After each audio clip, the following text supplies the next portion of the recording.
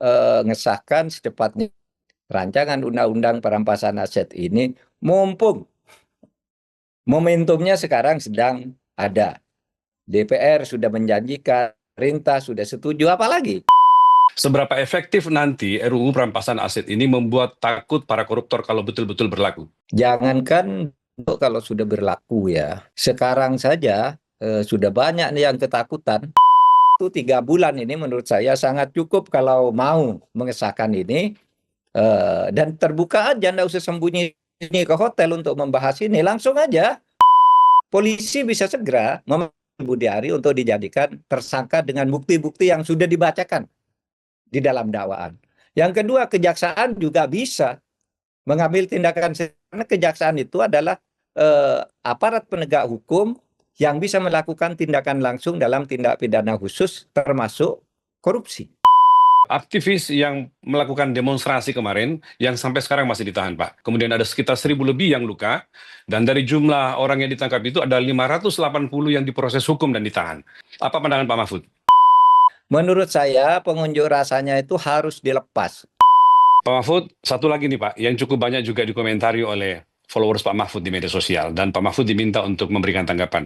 KPK mengatakan bahwa sedang menelusuri aliran dana kasus korupsi kuota haji ke PBNU dengan melibatkan PPATK. Nah, sebagai seorang Nahdien yang sejauh ini terus bergotol memperjuangkan pemberantasan korupsi, apa pandangan Pak Mahfud tentang ini? Jangan lupa subscribe dan nyalakan lonceng notifikasi. Selamat menyaksikan.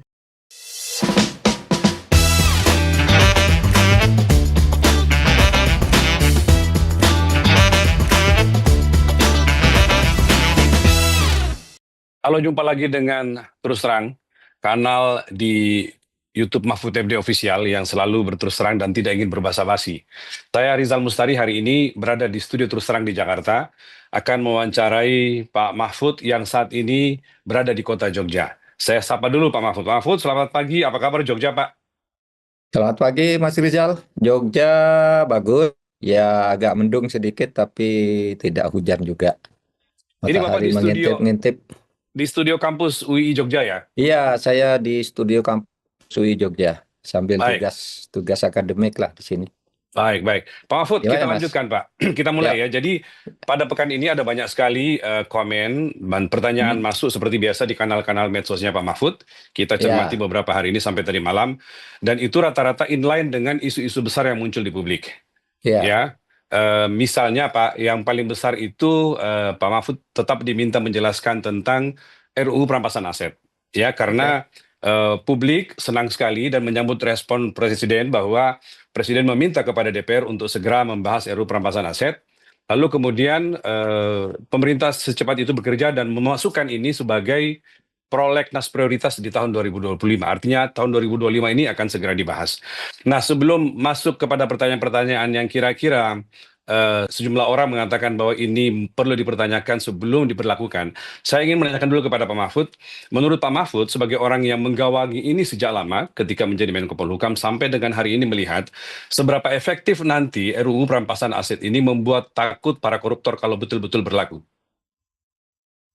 Ya, pasti pemberantasan korupsi itu akan lebih produktif dan mencapai lebih dari tujuan-tujuan kita selama ini membuat berbagai peraturan perundang-undangan tentang perampasan korupsi. Jangankan kalau sudah berlaku ya, sekarang saja sudah banyak nih yang ketakutan akan berlakukannya undang-undang perampasan aset ini. Jadi kalau ditanya seberapa efektif, seberapa bagus, bagus karena saja sudah banyak yang takut untuk bicara korupsi, apalagi kalau ini sudah diberlakukan. Kenapa? Karena begini, ya, undang perampasan aset ini akan memurnakan atau akan memperlengkap Undang-Undang Nomor 7 Tahun 2006 tentang ratifikasi atas UNCSC, United Nations Convention Against Corruption. Jadi itu konvensi B untuk melawan korupsi di berbagai negara tentunya. Nah, di situ memang ditentukan.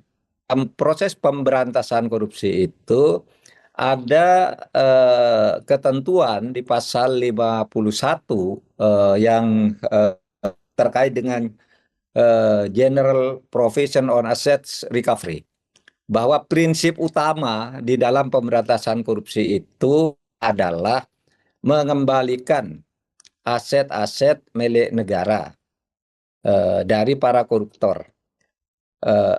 Oleh itu perampasan aset itu menjadi bagian penting dari itu, dari konvensi internasional tentang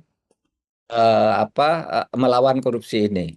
Dan konvensi ini, UNCSC ini sudah diratifikasi menjadi undang-undang di Indonesia, yaitu Undang-Undang Nomor 7 Tahun 2006. Berarti sebenarnya janji hukum kita untuk membuat undang-undang perampasan aset itu sudah sangat kuat, dan itu tidak boleh diingkari.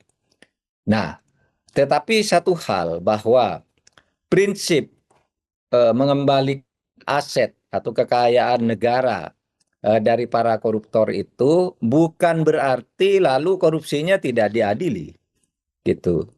Kadang-kala kan ada praktek hukum begini, taruhlah kayak putusan MA misalnya tentang BLBI, itu yang penting orangnya tidak harus dihukum tapi asetnya harus kembali. Itu bukan begitu UNCSC semangatnya.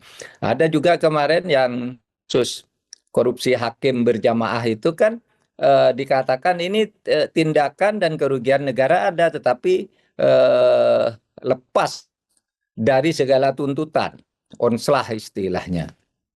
Padahal hakimnya tuh ternyata disuap semua untuk membuat onslah, sehingga pemerintah dalam hal ini Kejaksaan Agung naik ke kasasi atas itu, dan yang bersangkutan hakim tangkap semua beserta pengacara dan paniteranya.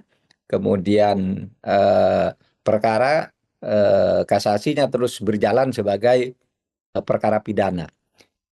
Dan yang bersangkutan juga yang tadinya dibebaskan untuk mengembalikan rampasan aset itu sudah mengembalikan tuh aset-asetnya, perkara pidananya terus. Jadi jangan berpikir siapapun bahwa wah kalau mengembalikan aset nanti tidak dipidanakan, nanti semua orang korupsi lalu sesudah ketahuan mengembalikan aset gitu, nggak bisa. Nah, Mas Rizal masih ada hutang kita kepada pengesahan undang-undang atau ratifikasi UNCSC itu dengan Undang-Undang Nomor 7 Tahun 2006, yaitu bahwa tindakan pemberantasan korupsi itu harus mencakup 4 hal. 1, perdagangan pengaruh. Yang kedua, memperkaya secara tidak sah. Yang ketiga, mencakup korupsi di sektor swasta. Yang keempat adalah penyuapan terhadap pejabat asing atau pejabat organisasi internasional. Nah, itu harus diatur. Dan belum semua hal tersebut diatur. Nah, di dalam RUU perampasan aset ini, itu semua akan diatur, gitu. Nah, jadi kalau dicari manfaatnya itu, Mas Rizal. 1, kita punya hutang kepada Ya. Undang-Undang Nomor 7 Tahun 2006 yang merupakan ratifikasi terhadap UNCSC. Lalu yang kedua yaitu orang akan takut untuk melakukan korupsi karena ini akan konsekuensi dilakukannya upaya pemiskinan terhadap koruptor dengan tetap pidananya dikejar. Bukan lalu berpindah itu kalau aset dirampas lalu pidananya dibebaskan. Tidak, justru ini pidananya dikejar sebelum terkejar dengan sempurna. Dugaan-dugaan atas aset yang dikuasai oleh orang yang terduga melakukan korupsi itu dirampas dulu melalui proses hukum yang sah, tidak menunggu putusan pengadilan atas tindak pidana korupsinya. Tapi perampasan sendiri harus melalui pengadilan juga, sehingga ada 2 jalur. Ya, kalau ada korupsi nih, si A korupsi gitu, ada asetnya misalnya 40 miliar, orangnya tidak ketahuan kemana, itu aset 40 miliar itu dirampas dulu. Dan itu diputuskan oleh pengadilan. Nanti pidana korupsinya di luar asetnya itu dibawa ke pengadilan tindak pidana korupsi sendiri gitu. Sehingga ini dua-duanya jalan. Terus hubungannya kalau misalnya nanti ini sudah diajukan perampasan aset dan sekali lagi perampasan aset itu putusan pengadilan, nanti ini pengadilan pidana terus berjalan. Kalau misalnya nanti di pidana mengatakan, oh itu aset yang dirampas lebih, disebutkan aja di dalam putusan hakim nanti. Yang dirugikan negara dari aset yang sudah dirampas 40 miliar, ternyata hanya 7 miliar.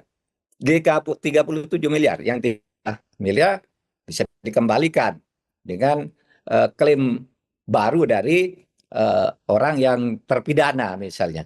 Kalau ternyata kurang, dan pengadilan menyebut masih ditambah lagi dengan denda dari 40, ternyata korupsinya 45. Sebab itu 5 sekarang harus diganti dari hartanya yang sudah ada. Gitu. Nah itu undang-undang perampasan aset berjiwakan seperti itu, Mas Rizal. Ya, baik Mahfud. Gitu. Jadi dari penjelasan Bapak, saya ingin menyampaikan satu hal bahwa di tengah kegembiraan publik bahwa ini akan berproses di DPR, membayangkan akan disetujui oleh DPR, lalu sejumlah pihak justru muncul untuk mengingatkan bahwa hati-hati. Karena bisa jadi undang-undang perampasan aset ini kalau berlaku, itu bisa mengakibatkan hal-hal yang merugikan publik. Karena dinilai sebagai misalnya ada sejumlah kelemahan yang muncul. Menurut Pak Mahfud, seberapa siap sebenarnya ini dibahas? Kalau periode lalu sudah sampai pada pembahasan tingkat 1, artinya tinggal rapat paripurna dan itu tidak langsung dilakukan. Seberapa siap itu dibahas secara isi maupun segala pasal-pasalnya? Kekhawatiran itu muncul dari dua pihak. Satu pihak tentu saja yang punya potensi untuk dirampas asetnya karena mungkin terlibat tindakan korupsi, ya itu takut sekali berlaku. Yang kedua, memang orang yang punya perhatian agar hukum itu tidak sewenang-wenang. Kalau memberlakukan undang-undang perampasan aset, jangan sampai ada tindakan sewenang-wenang. Misalnya siapa? Saya selalu mencontohkan PDIP itu menolak sampai saat itu pemberlakuan undang-undang perampasan aset. Saya bicara dengan Bu Mega, Bu, ini PDIP kok menolak keras rancangan undang-undang perampasan aset itu. Wakil PDIP di DPR mengatakan, oh tergantung ketua partai aja. Nah sementara ketua partai tidak setuju, gitu. Lah kata Bu Mega, Pak Mahfud, saya setuju undang-undang perampasan aset itu dilakukan. Sekali lagi ya, saya bukan tidak setuju kata Bu Mega. Cuma agar tidak terjadi penyalahgunaan, jaksa dan polisinya dibenahi dulu. Nanti kalau enggak, bisa terjadi masalah. Orang tiba-tiba hartanya dirampas dan sebagainya dan sebagainya.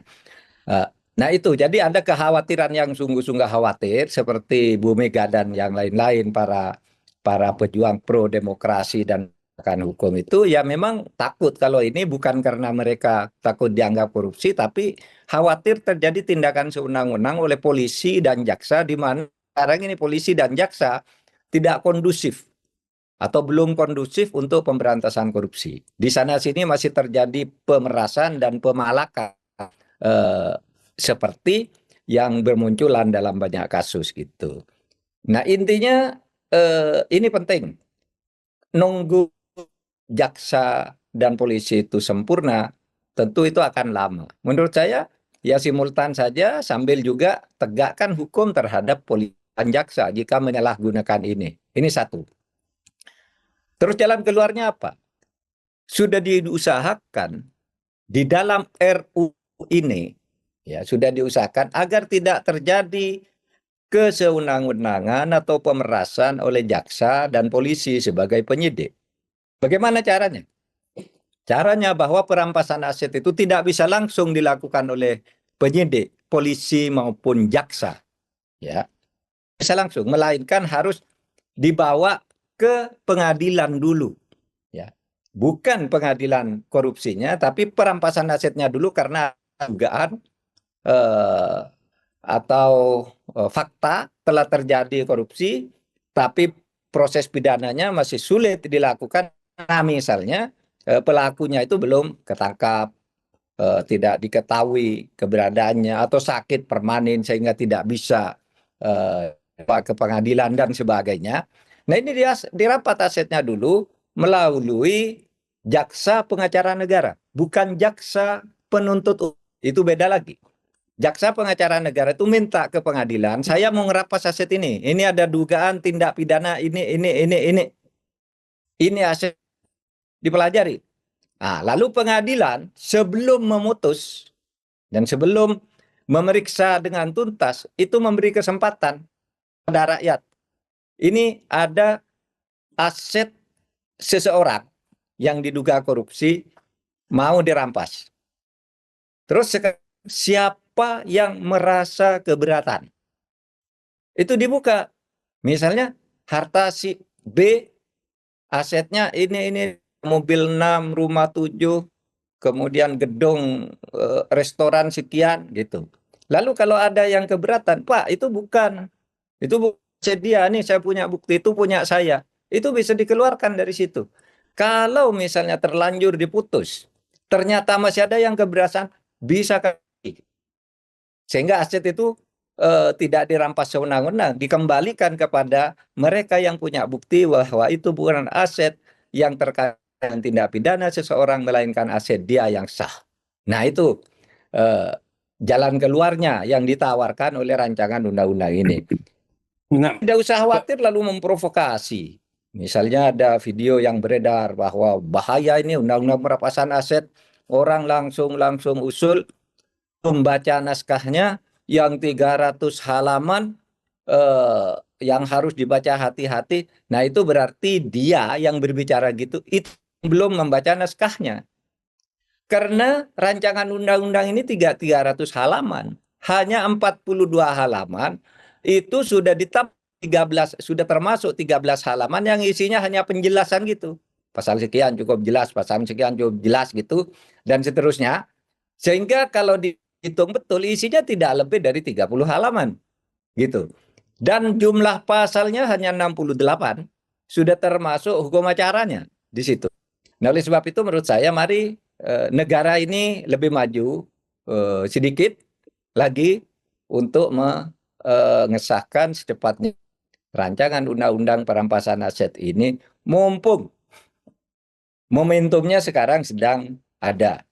DPR sudah menjanjikan, pemerintah sudah setuju, apalagi gitu. Rakyat sudah lama mendiskusikan ini, mari dibawa ke DPR untuk berpartisipasi dengan meaningful participation. Jadi rakyat diundang, ayo bicarakan ini, mana yang Anda keberatan gitu. Ya pasti rakyat dalam keyakinan saya akan setuju karena ini untuk kebaikan negara dan untuk memberantas korupsi. Begitu Mas Rizal.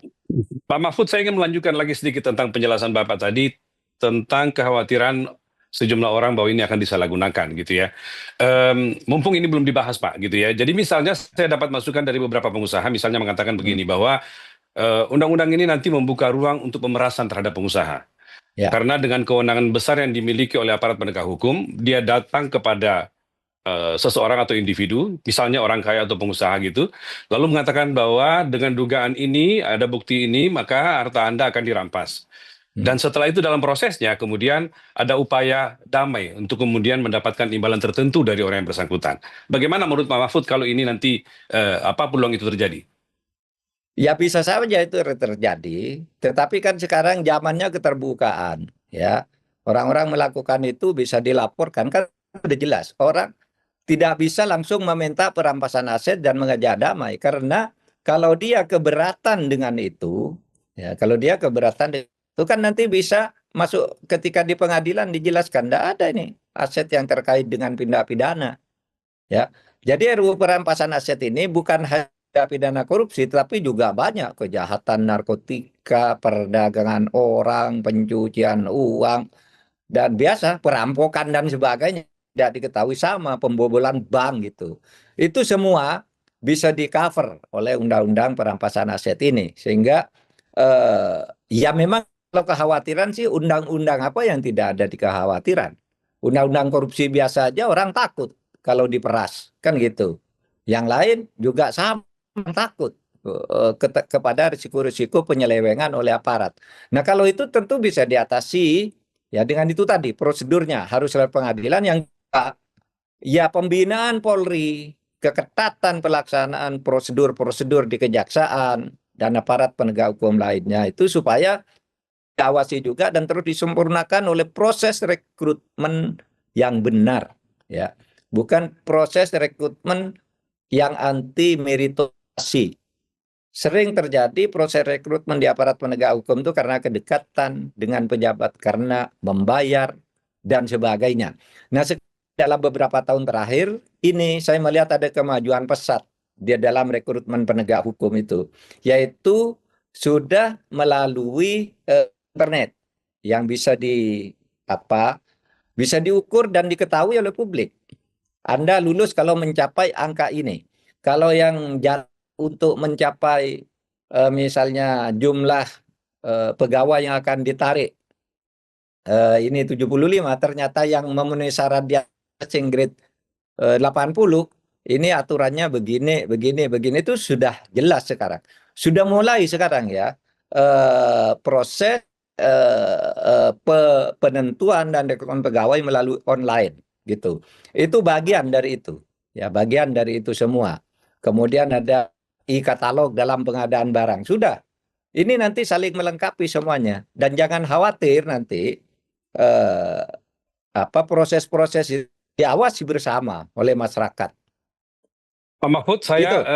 saya mencermati pasal-pasal materi undang-undang ini. Ada yang menurut saya menarik dan cenderung membedakan dengan undang-undang senada, misalnya dengan undang-undang tipikor atau yang lain.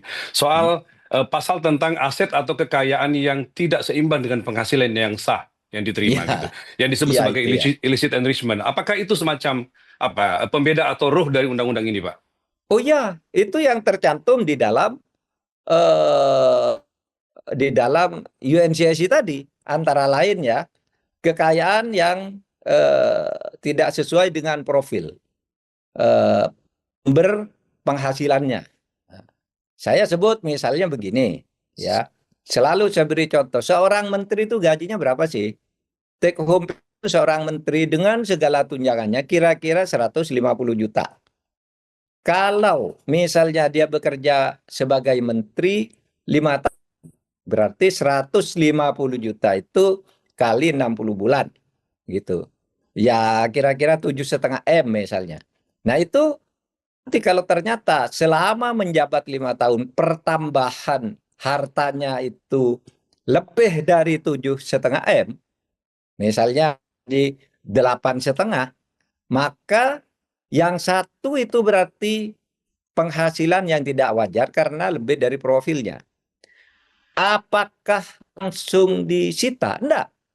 Nanti diperiksa dulu, kamu dari mana nih dapat harta? Kok LHKPN dulu kamu sekian, tambahnya sekarang menjadi 8,5. Harusnya pertambahannya kan hanya 6,5 atau 7,5 gitu. Berarti kamu ini memperkaya diri luar profil secara tidak sah. Nah, coba buktikan. Nah, itu gampang buktikannya. Enggak, Pak. Ini NJOP saya 5 tahun lalu itu harga saya NJOP-nya hanya 50.000.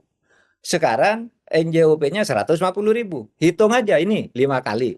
Lalu saya mendapat hibah dari orang tua saya. Karena orang tua saya meninggal tanggal sekian, lalu saya dapat warisan dengan hibah wasiat, wasiatnya sekian, warisannya menurut hukum sekian, ini tambahannya. Udah, klop situ selesai. Nggak bisa dipaksakan gitu. Dipaksa lalu diperas, nggak bisa. Dan biasanya orang-orang yang diperas itu kalau misalnya korupsi kan biasanya orang terdidik sehingga bisa melawan kalau merasa dipaksa di luar kewajaran. Gitu, Mas Rizal.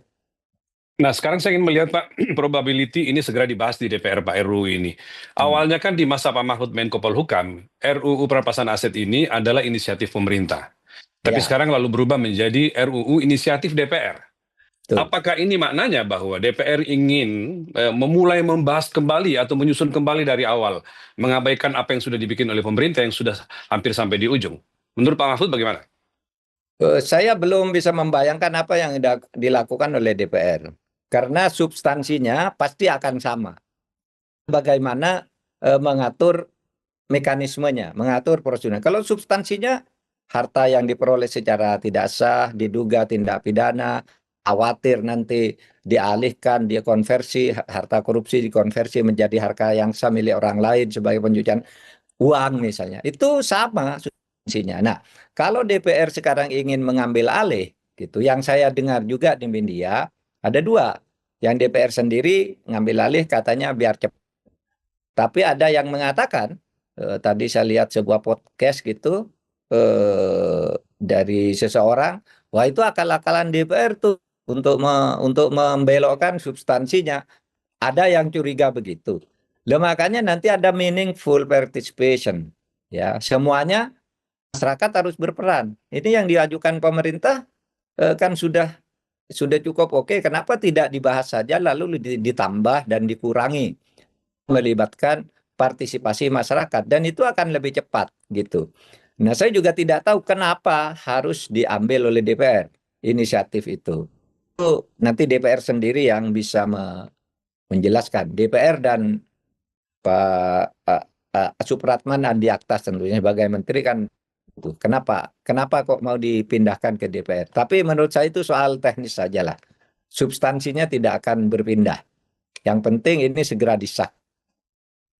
Pak Itu Mahfud Mas. punya keyakinan Pak, bisa rampung sampai akhir tahun ini, Pak? Kalau pemerintah betul akan menyelesaikan di tahun ini, DPR dan pemerintah betul, saya yakin bisa. Karena tinggal membahas saja beberapa materi yang tidak terlalu sulit. Tinggal mencari kesepakatan. Ini mau A atau mau B, kan gitu pilihannya itu. Dan kalau di tingkat internal pemerintah sudah setuju. Dulu apa tertunda tahun 2018? Karena dulu kalau perampasan aset itu mau disimpan oleh siapa sih gitu. Ada 3 kementerian alternatifnya yang waktu itu. Satu, ada yang bilang itu Kejaksaan Agung. Kan Kejaksaan Agung punya pusat penyimpanan dan pemeliharaan aset gitu ya. Dari tindak pidana itu. Kemudian ada rubasan di Kementerian Hukum dan HAM. Kemenkumham itu punya di tempat saya aja kan punya rumah badan rampasan gitu. Rumah barang rampasan dan barang sitaan. Lalu di Kementerian Keuangan punya Dirjen Kekayaan Negara, DJKN. Oh, di tempat saya aja ini kan sudah kekayaan negara gitu. Dulu macetnya hanya sedikit itu yang sebenarnya kalau ketemu rapat langsung setuju. Dan betul, sesudah Presiden Jokowi mengajukan lagi, di antara itu lalu disepakati itu di Kejaksaan Agung yang menyimpan barang itu, mengawal sampai pada eksekusi finalnya nanti kalau tindak pidananya jalan.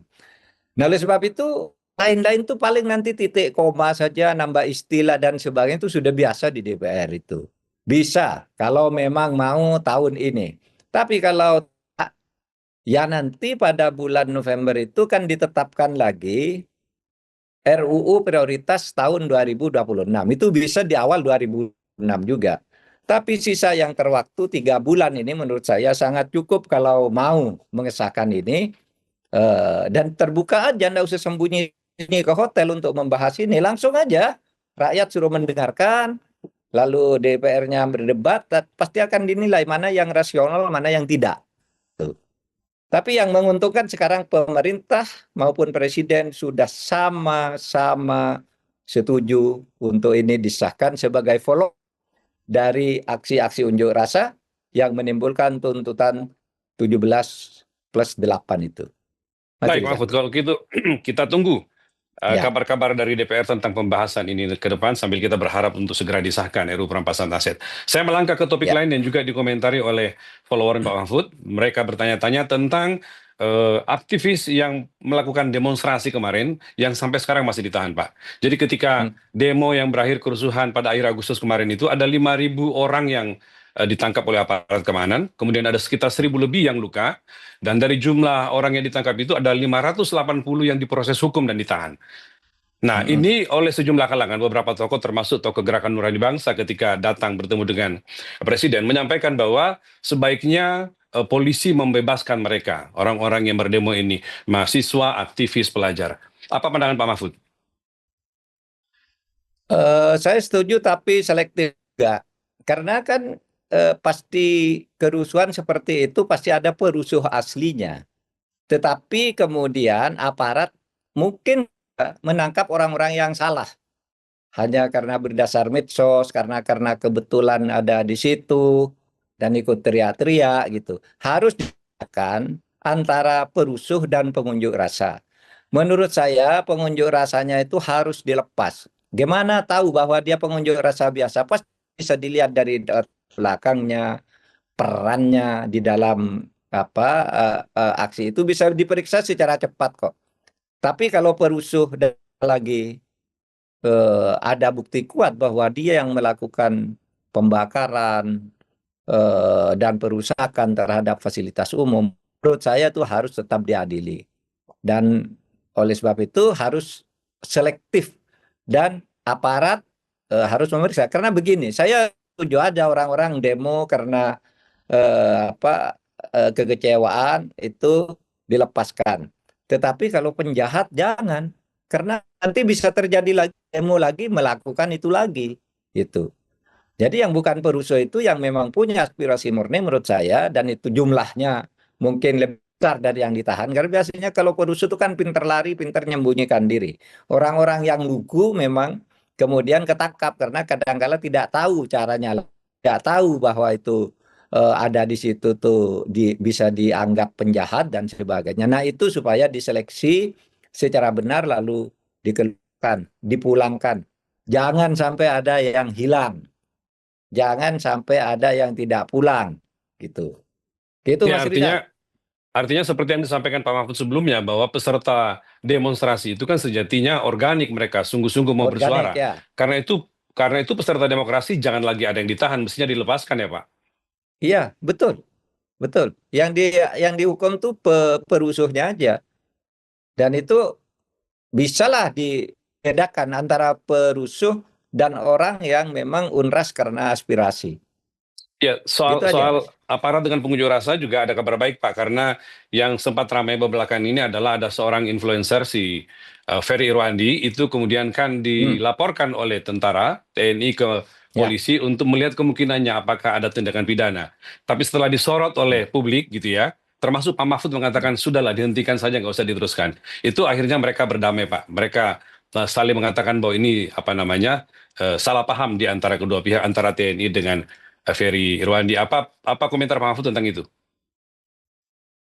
Alhamdulillah. Jadi aparat di sini baik TNI maupun Polri jangan menggaruk tubuh yang tidak netral, gitu. Karena kalau orang seperti Ferry Irwandi itu dipersoalkan secara hukum, pertama begini, kalau kalau tudingannya karena dia memfitnah atau mencemarkan nama baik, lalu orang dijadikan tersangka, dipolisikan, itu melanggar putusan MK nomor 105 tahun 2024. Apa tuh isinya?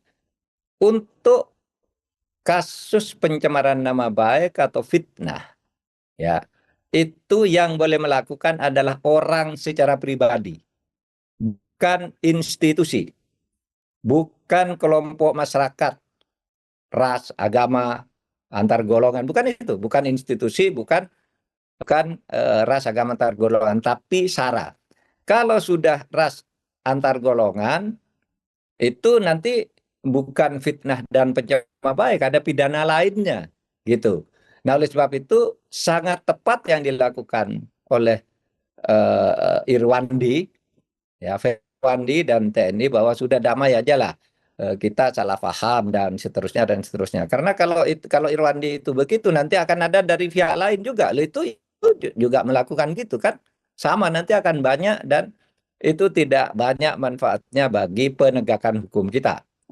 Gitu Mas Ya Rizal. Pak, tentang warga yang diduga atau dicurigai. Belakangan ini teman-teman masyarakat sipil dan para pegiat demokrasi itu, Pak Mahfud, khawatir di mana aparat penegak hukum itu sekarang semakin mudah untuk menilai dan bertindak terhadap warga yang protes atau mengajukan keberatan kepada pemerintah gitu ya.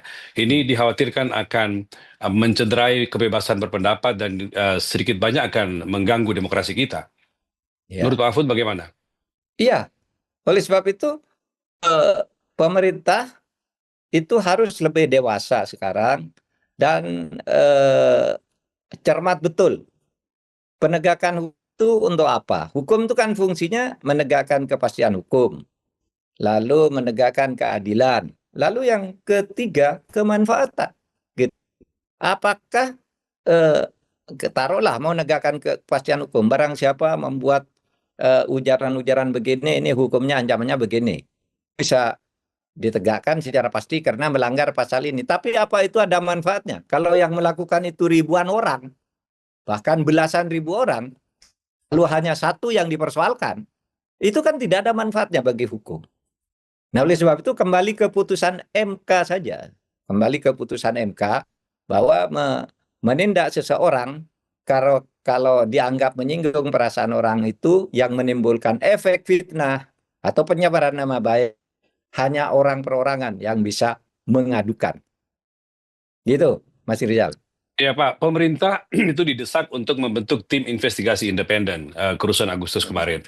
Tetapi pada saat yang sama juga Komnas HAM beserta 5 lembaga hak asasi manusia lainnya itu menyusun apa yang disebut dengan tim pencari fakta. Menurut Pak Mahfud, apa yang terjadi nanti kalau dua-duanya ini jalan? Apakah harus salah satu saja atau dua-duanya? Atau ketika Anda menjadi Menko Polhukam ada kasus seperti ini yang bagaimana menanganinya, Pak?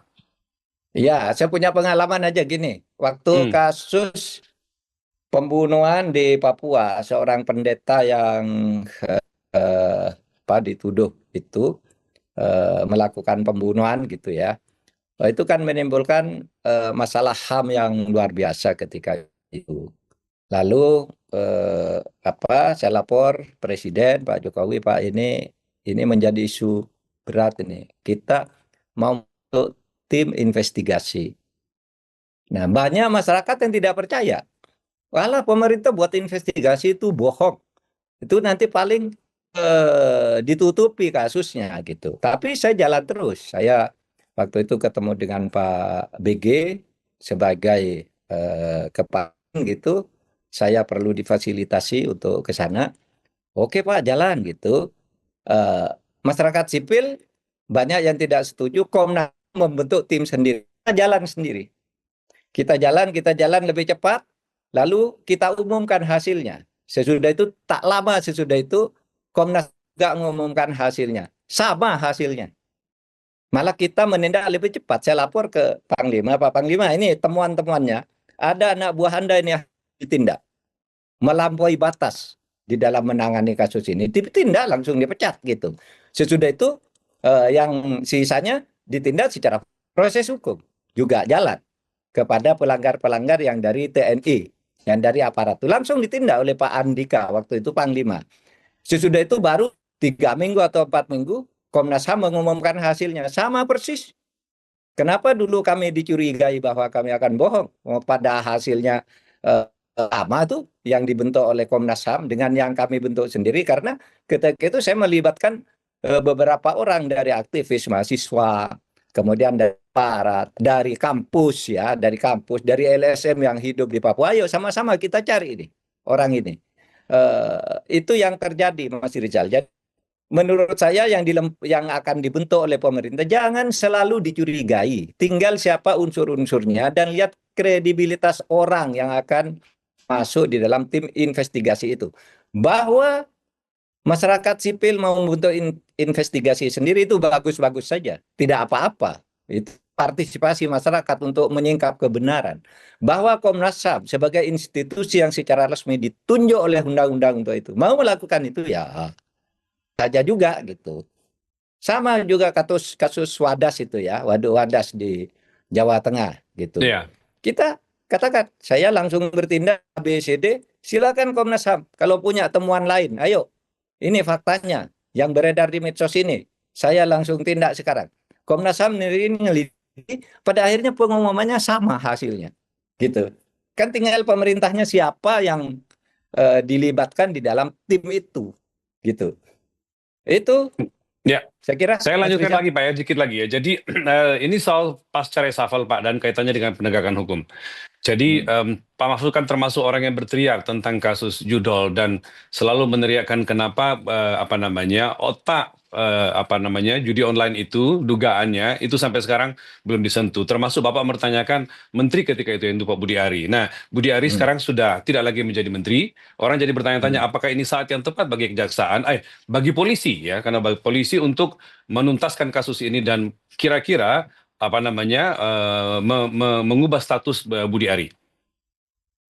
Ya mestinya ya, tapi karena keterlibatan Budi Ari itu eh, tidak masuk dalam kelompok terdakwa oleh kepolisian dan sekarang sudah ditangani kejaksaan, sementara peran Budi Ari itu ada di dalam berita acara tentang dakwaan meskipun dia tidak menjadi terdakwanya, maka sekarang ada dua. Pertama, polisi bisa segera memanggil Budi Ari untuk dijadikan tersangka dengan bukti-bukti yang sudah dibacakan di dalam dakwaan. Yang kedua, kejaksaan juga bisa mengambil tindakan karena kejaksaan itu adalah aparat penegak hukum yang bisa melakukan tindakan langsung dalam tindak pidana khusus termasuk korupsi. Nah, oleh sebab itu tinggal sekarang pemerintah mau apa gitu. Segera ditindaklanjuti atau menunggu vonis gitu ya. Terhadap yang sekarang ada lalu secara sah dan meyakinkan dia melakukan itu divonis, lalu aktor intelektualnya dijadikan tersangka. Itu bisa juga. Tapi sebenarnya sih menunggu tersangka lama, tersangka baru itu tidak praktis. Karena menurut saya eh, dua alat bukti yang diperlukan untuk itu sudah tercantum di dalam dakwaan yang menurut jaksa itu diperoleh dari berita acara yang dibuat oleh polisi. Gitu. Jadi Tidak sulit untuk itu. menurut Pak Mahfud segera saja dituntaskan gitu ya. Menurut saya segera saja gitu.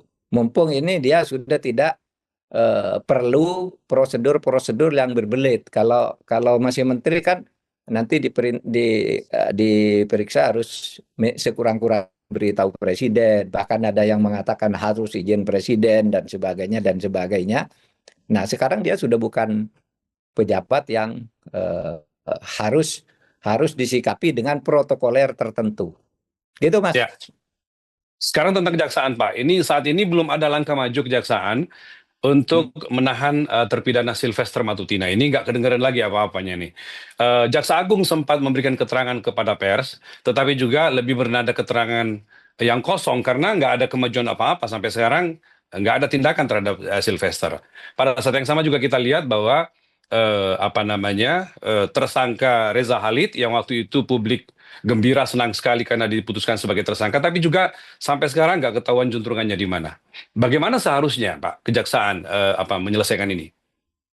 Yang kasus Sylvester Matutina itu menurut saya adalah noda bagi penegakan hukum kita dan noda bagi kejaksaan. Karena itu masalah sepele kok. Kita pernah memburu orang banyak sekali gampang, apalagi cuma Sylvester gitu ya. Oleh sebab kita lihat aja lah Kejaksaan Agung bisa enggak menyelesaikan masalah ini. Saya agak curiga sih kalau enggak ada main gitu. Kenapa sih eh, pakai sulit-sulit begitu kan sudah ada prosedurnya, sudah ada tim tabur, sudah ada apa namanya berbagai aturan yang mengharuskan eh, orang buron itu atau orang tidak mau dieksekusi itu ditangkepin, dipaksa masuk. Mungkin Joko Chandra aja bisa gitu, yang sudah lari jelas-jelas dengan korupsi besar. Kemudian ada kitanya siapa Pak Paul Ria Paulin juga kita bisa tangkap gitu. Dulu ada juga yang namanya Alvin Lim gitu ketika ketika dia teriak-teriak baru kalau dia tunara orang terpidana lalu dieksekusi gitu bisa gitu.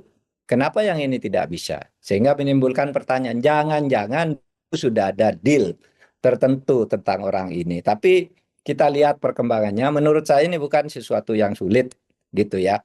Nah, beda dengan riset ya. Riza Khalid itu sebenarnya kemajuannya cukup karena belum lama dia sudah ditetapkan sebagai buron, gitu ya. Masuk dalam daftar pencarian orang. Aset-asetnya beberapa sudah disita, gitu. Eh, Riza Khalid ini memang orang yang besar dalam pengertian gerakannya lebih leluasa.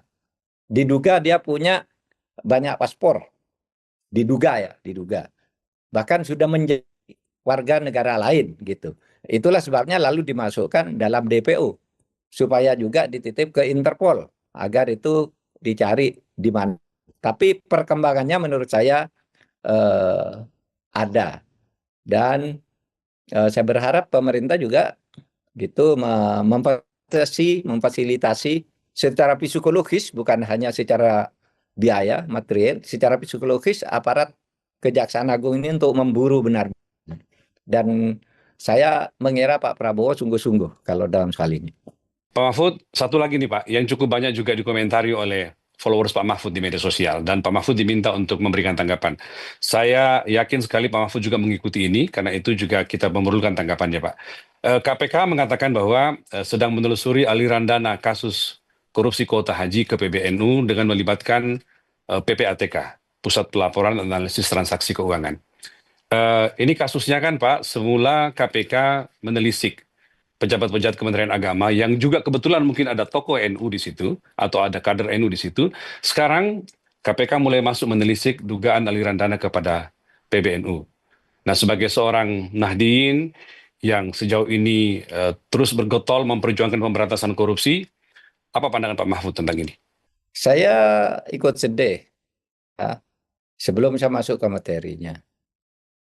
Dalam 12 jam terakhir ini saya melihat pernyataan anak-anak NU, tokoh yang cukup menonjol menurut saya. Pertama, Marzuki Mustamar itu mengatakan agar KPK jangan ragu karena itu sangat memalukan NU kalau terjadi, supaya segera ditersangkakan saja gitu. Kemudian ada juga saya lupa namanya yang pakai udeng itu sambil menangis juga tuh, menangis, ya Allah NU kok gini, minta agar PBNU segera melakukan muktamar luar biasa. Sama Marzuki Mustamar juga minta muktamar. Yang dari Jogja dosen itu juga nangis ya karena merasa sebagai NU kultural ya kok ternyata pemimpin NU yang terlibat itu gitu. Nangis juga sambil minta agar segera diselesaikan, jangan bawa-bawa nama NU. Saya juga ikut sedih ketika mendengar ini, tetapi mari kita berpikir objektif. Agak susah rasanya untuk percaya korupsi seperti itu mengalir kepada sebuah organisasi dalam nama organisasi. Misalnya ini sebuah tindakan hasil korupsi lalu disetorkan ke organisasi misalnya dari NU. Yang mungkin terjadi menurut saya bukan PBNU tapi oknum di PBNU. Dan itu pasti tidak masuk ke bendahara atau keuangan NU secara resmi gitu ya. Sehingga kita mendorong KPK. Begini, saya percaya kalau KPK sudah bicara itu, indikasinya sudah ada. Bahwa ini masuk ke PBNU, tetapi kemudian harus diputuskan ini sungguh atau personal. Modusnya memang sering terjadi, Mas Rizal. Jadi begini, misalnya ada korupsi ya. Kuota itu kan seharusnya 8.600 orang jamaah itu dapatnya ya. Tapi ini diambil sebagai haji khusus furoda lalu dijual ke travel gitu. Nah, travel kontrak resminya udah pasti beres gitu. Diteliti dengan sudut apapun beres gitu.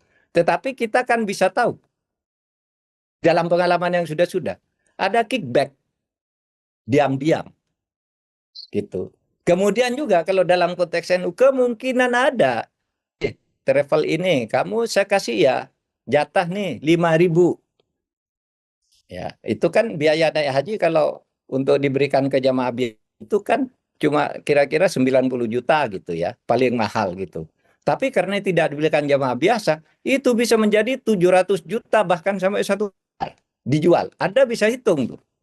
Berapa kalau 8.600 itu kali ratusan juta keuntungannya.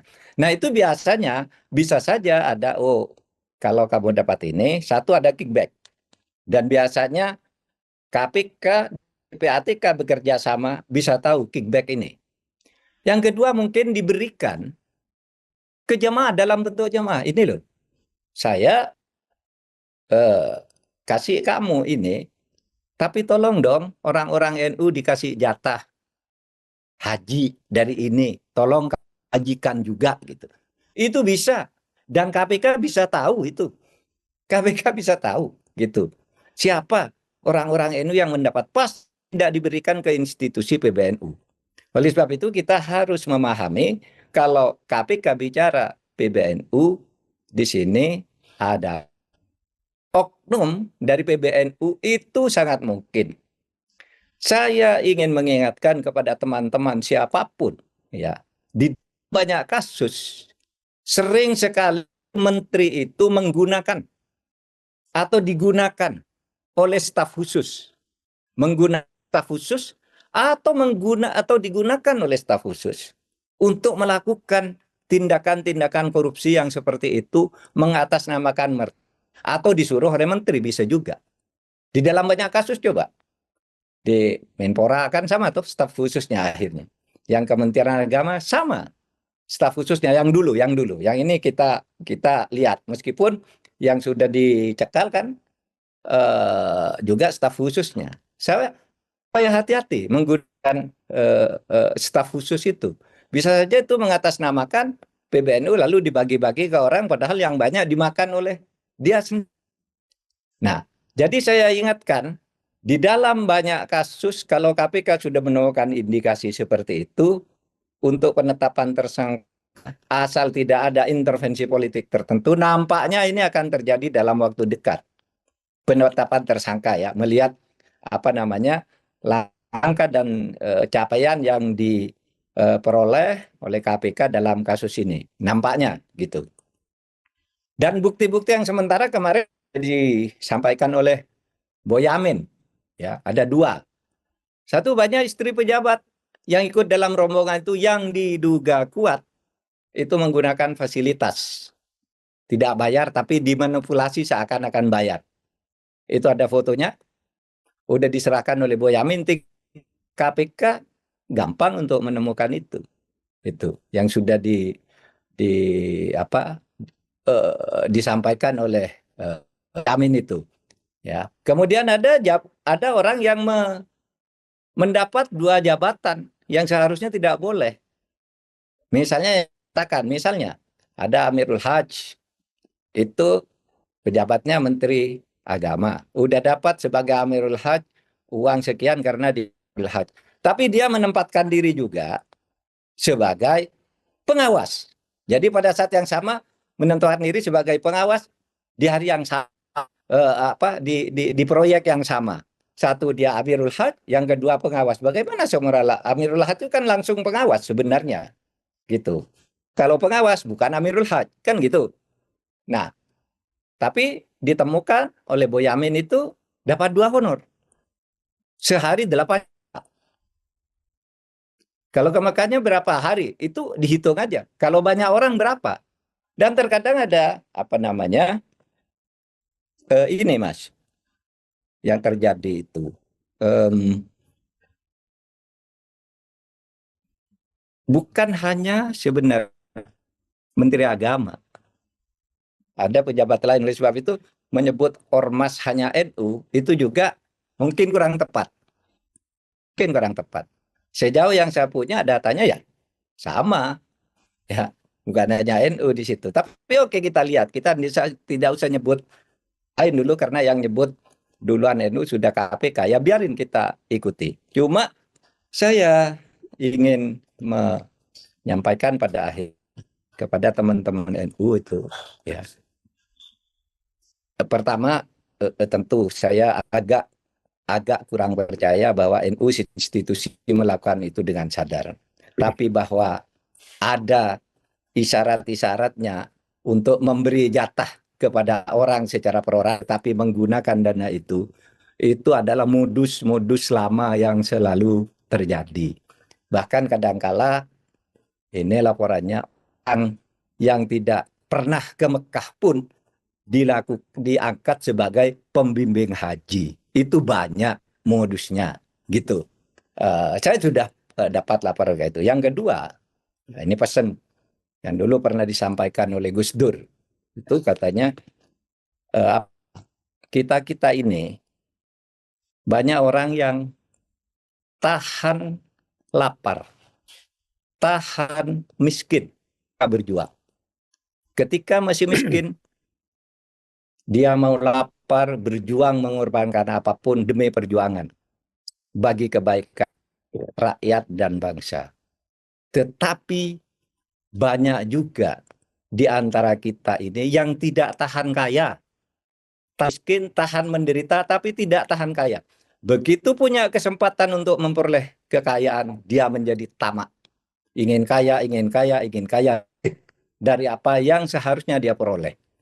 Nah itulah pesan Gus Dur, jangan Anda tak mau atau tahan untuk miskin dan melarat, tapi tidak bisa tahan menghadapi kekayaan. Sekian Mas Rizal, cukup ya? Ya, Pak. Apa namanya? Saya ingin mengatakan begini, satu hal gitu ya, bahwa penjelasan Pak Mahfud tadi tentang Bapak merasa bahwa tidak yakin secara organisasi NU terlibat, tetapi justru kemungkinan itu terjadi pada oknumnya. Karena sedikit banyak ini mencederai. Kalau kita lihat Pak beberapa hari ini nama baik atau marwah NU, Pak. Sehingga ada sejumlah tokoh NU yang mengatakan ya sudah KPK cepat saja, nggak usah berlama-lama, segera putuskan siapa tersangkanya, supaya jangan lama-lama bulan-bulanan nama NU menjadi negatif seperti sekarang. Pak Mahfud sependapat nggak hari itu? Sependapat saya agar KPK segera tetaplah tersangkanya siapa saja. Menurut saya data-data untuk itu sudah cukup lah untuk menyatakan dua alat bukti untuk segera diumumkan. NU tidak bertambah pecah dan agar kalau melakukan langkah-langkah darurat NU bisa segera melakukannya. Karena sekarang pecahan ya kalau di medsos itu sudah sangat memperhatikan dan mempermalukan juga gitu diri kita ini sebagai umat. Gitu Mas Rizal, saya berharap KPK segera dan mungkin memang sudah dalam waktu tidak lama. Baik, saya kira cukup Pak. Terima kasih Pak Mahfud, terima kasih keterangannya dari Jogja. Saudara sekalian, terima kasih atas perhatian Anda semua. Saya ada di Jogja tugas akademik di kampus, sehingga saya mengisi acara di podcast Terus Terang ini melalui virtual. Saya tidak ketemu langsung di satu meja dengan Mas Rizal, tapi insya Allah isinya aktual. Dan saya memenuhi janji saya bahwa setiap pekan saya akan hadir memberikan pendapat saya. Kalau mau dianggap pencerahan ya pencerah. Jangan pernah lelah mencintai Indonesia. Selesai.